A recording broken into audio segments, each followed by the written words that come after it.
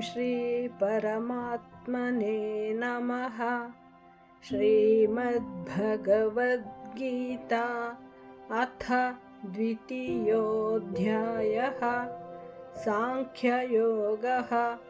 संजय उवाच तं तथा कृपयाविष्टम् अश्रुपूर्णाकुलेक्षणं विषीदन्तमिदं वाक्यम् उवाच मधुसूदनः।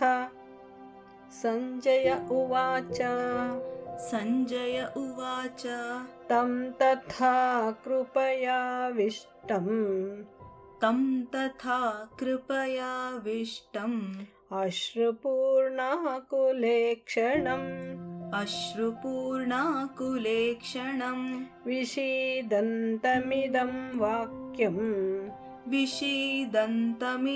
वाक्यम् उवाच मधुसूदनः।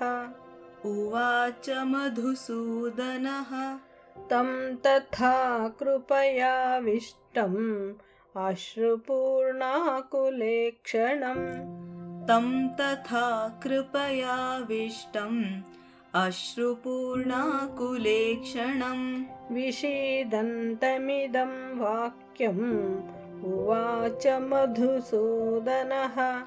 विषीदन्तमिदं वाक्यम् उवाच मधुसूदनः। तं तथा कृपयाविष्टम् अश्रुपूर्णाकुलेक्षणं विषीदन्तमिदं वाक्यम् उवाच मधुसूदनः। ಶ್ಲೋಕಾರ್ಥ.